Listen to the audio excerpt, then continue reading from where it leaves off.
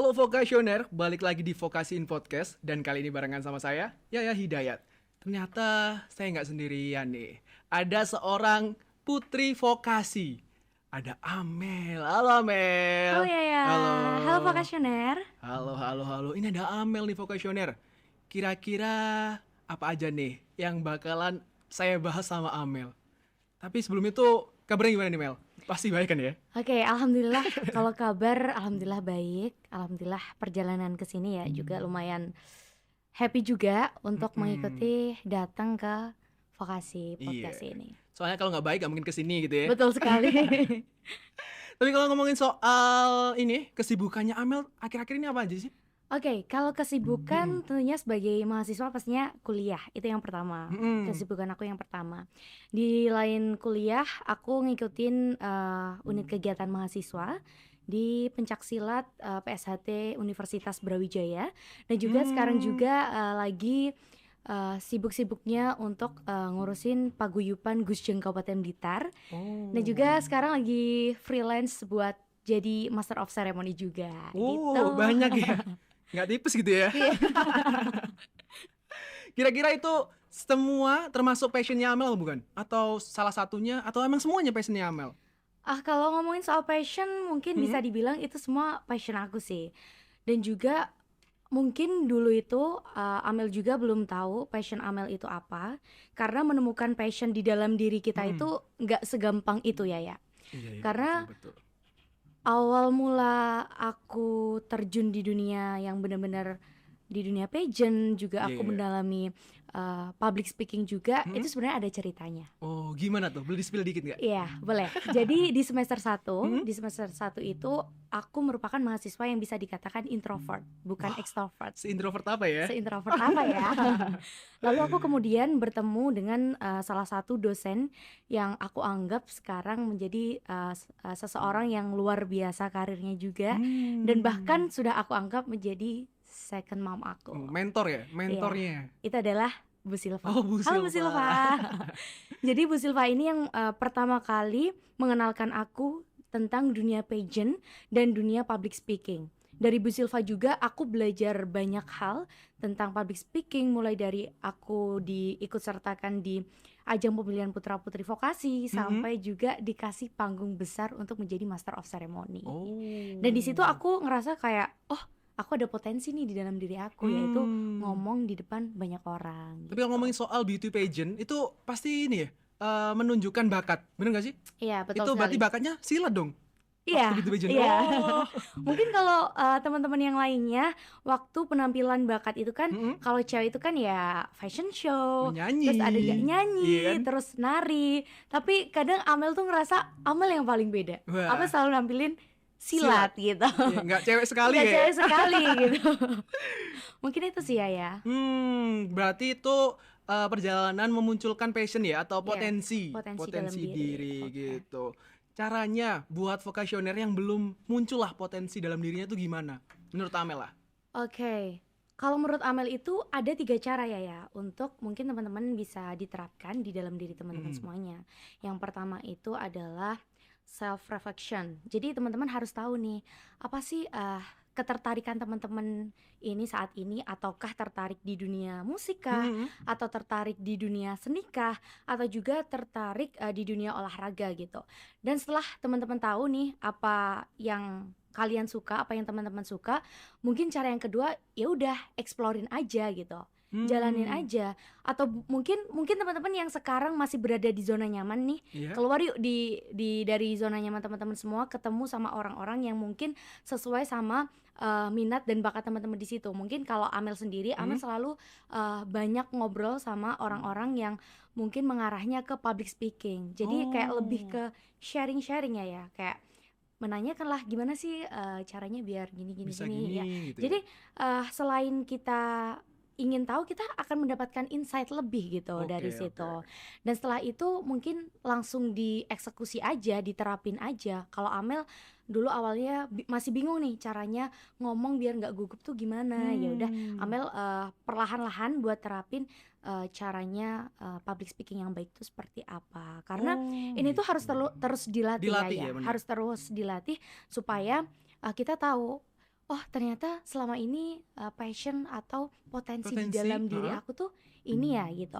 Jadi menurut aku teman-teman kayak it's okay, nggak harus figure everything out saat ini karena yang penting ya udah coba dulu Oke, aja gitu. benar-benar. Tadi ngomongin soal mentornya adalah Bu Silva. Iya, Berarti waktu jadi Putri Vokasi itu ya. iya. Terus kalau waktu jadi Duta Pariwisata Kota Blitar itu sesudah Putri Vokasi atau sebelum? Kalau untuk Duta Pariwisata Gusjeng Kabupaten Blitar Heeh. itu setelah dari Putra Putri Vokasi karena Amel mikirnya Hmm, gini, eh dari awal karena Amel udah ngerasa di dalam diri Amel tuh udah ada potensi, mm-mm. jadi Amel nggak mau stuck di situ aja. Iya, Benar, benar. Amel ingin apa ya, mencoba hal yang lebih dari itu. Makanya Amel memberanikan diri mendaftar di Duta Pariwisata Gusjeng Kabupaten Blitar yang pendaftarnya itu lebih dari 200 peserta gitu. Dan Oh, alhamdulillahnya bisa lolos. tergabung, bisa lolos sampai di final dan tergabung di dalam paguyuban Gusjeng Kabupaten Blitar gitu. Gimana perjalanannya waktu daftar? Apa sulit? Tantangannya apa sih waktu daftar ke Gusjeng Kabupaten Blitar? Aduh, kalau ditanya tantangan sulit pasti ada ya. Mm-mm. Ada sulitnya, tapi tergantung diri kita masing-masing gimana cara kita menyikapi itu semua.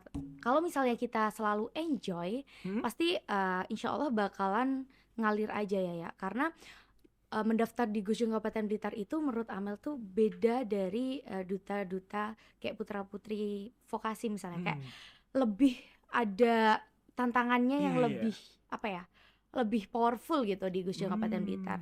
Dan juga banyak sekali rintangan tantangan yang harus Amel hadapi ketika mendaftar di Gusjeng Kabupaten Blitar karena harus siap mental juga, Mm-mm. fisik juga, dan yang satu adalah percaya diri. Oke, kalau ngomongin soal ini, Gusjeng ini, berarti kan awal pertama beauty pageant dari sini dong, dari Fakultas Iya, Vokasi, Putri betul banget, Vokasi. betul. Jadi hal apa atau prestasi apa yang udah diraih buat Vokasi? Yang buat Amel udah raih sama Amel itu? Oke, mungkin prestasi itu kalau menurut Amel tuh bukan sesuatu yang harus bentuknya besar gitu. Mm-mm. Bukan berarti kalau misalnya hal kecil pun itu menurut Amel tuh udah masuk ke dalam prestasi Amel gitu. Mm-mm. Salah satunya yang pertama itu adalah mengikuti ajang Putra Putri Vokasi. Yang kedua Amel melanjutkan di Duta Pariwisata Gusjeng Kabupaten Dan Blitar. Dan juga sekarang Amel sedang mendalami public speaking yang dimana bisa membawa Amel sampai terjun ke dunia Master of Ceremony yang dari situ Amel bisa mendapatkan pendapatan dari situ. Alhamdulillah gitu Ya, ya. alhamdulillah. Dan juga yang terakhir ya, Hmm? ini merupakan hal yang beda dari sebelum-sebelumnya. Kalau yang sebelumnya itu kan berkaitan tentang ngomong ya, Iya. kayak ngomong. Tapi yang ini beda. Itu yang terakhir adalah Olimpiade Vokasi Indonesia. Lebih ke Oh, akademiknya akademik gitu. tiba-tiba orang yang suka Tiba-tiba. ngomong gitu ya. Tiba-tiba Ini otaknya main. iya, otaknya tiba-tiba main gitu. Karena ini juga menurut aku kayak suatu hal yang beda, dan Amel ikut Olimpiade ini pun juga atas bukan kemauan Amel sendiri, karena ada dosen juga yang percaya sama Amel kalau misalnya selain Amel bisa terjun di dunia pageant dan public speaking, Hmm? Amel harus bisa di akademiknya juga harus main gitu. Oh, Sampai gitu. akhirnya Amel mencoba ikut Olimpiade Vokasi Indonesia dan alhamdulillahnya bisa mendapatkan harapan 2. Menurut Amel itu udah hal Keren. yang luar biasa banget gitu karena Keren, kayak keren, first keren. time juga Iya, gitu. iya, iya. Mungkin itu. Gitu ya. Tapi saya mau tanya nih, motivasinya Amel bisa sampai sekarang itu apa? Selain dikecewain sama cowok ya? Aduh, dikecewain sama cowok. Iya kan ini biasanya bisa jadi motivasi biasanya. Iya, betul sih, betul. Mungkin motivasinya kenapa Amel itu harus terus survive Mm-mm. dan berkembang itu bener kata Yaya, Apa? karena banyak dikecewakan. Aduh, Karena banyak dikecewakan itu membuat diri Amel pengen terus untuk maju. iya, Gitu. terus maju dan harus Amel itu kan suka tantangan ya. Suka banget tantangan. Jadi kayak apapun peluang yang emang udah ada di depan mata Amel, ya udah harus bener-bener aku ikutin. Dan juga motivasinya itu adalah diri aku sendiri gitu. Oke. Diri aku sendiri yang emang bener-bener aku mempunyai beberapa beberapa goals yang harus Amel laluin juga untuk Mm-mm. menjadi seseorang wanita yang Lebih baik lagi. lebih baik lagi, dan tentunya karirnya suatu saat nanti bisa lebih baik Amin, juga amin, gitu. amin. Oke, yang terakhir nih, pesan buat vocationer di rumah atau dimanapun mereka berada lah. Oke, pesan buat teman-teman vokasioner, Mm-mm. karena Amel itu yakin banget bahwasannya teman-teman vokasioner itu pasti mempunyai potensi di dalam diri teman-teman semuanya. Pasti udah ada nih potensi di dalam diri teman-teman semuanya yang itu sudah ada porsinya masing-masing. Dan juga aku yakin banyak dari teman-teman yang bingung gimana sih caranya biar potensi di dalam diri kalian semuanya tuh bisa terrealisasikan. Karena mungkin salah satu hal penyebabnya adalah mindset. Ketika teman-teman semuanya mempunyai mindset yang kayak, aduh aku takut nih buat nyoba, aku takut buat memulai.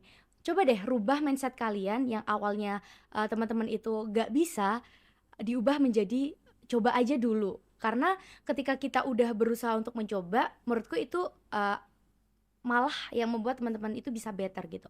Karena analogisnya gini, kita mau berenang tapi kita belum tahu kolam renang itu tuh sedalam atau sependek apa kalau misal kita belum nyebur di dalamnya gitu.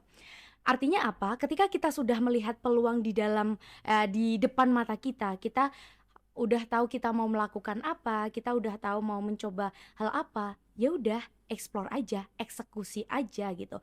Karena di situ kita bakal tahu potensi apa sih yang nantinya bakal muncul di dalam diri kita. Karena menurut Amel sendiri, potensi itu nggak datang secara tiba-tiba ya. Jadi potensi dalam diri itu kita yang nyari. Nyari ya. Iya, kita yang latih dan kita yang nyiptain. Jadi Oke. ya udah ketika ada peluang, ya udah coba aja dulu. Dan mungkin teman-teman vokasi ini, bahkan aku sendiri kadang selalu mikir bahwasannya rasa insecure itu pasti ada. Itu pasti setiap orang itu merasakan rasa insecure di dalam diri mereka masing-masing. Benar. Dan itu juga tergantung teman-teman. Kalau misalnya teman-teman insecure-nya ini dibawa ke arah yang baik. Ketika teman-teman insecure, ya udah mindset yang harus ditanamkan di dalam pikiran teman-teman semuanya. Gimana caranya rasa insecure ini bisa membuat teman-teman buat lebih berkembang dan survive untuk kedepannya gitu. Jangan jadikan insecure ini tuh kayak menjadi penakut atau bayang-bayang teman-teman tuh nggak mau berkembang gitu. Jadi siapapun kalian, siapapun teman-teman yang ada di vokasioner, aku yakin semua pasti bisa. Dan harus mencoba juga gitu. Itu tadi vocationer, perbincangan antara saya sama Amel. Jadi terus tonton Vocation Podcast ya, dan selamat berjumpa di episode selanjutnya. Dadah. Dadah.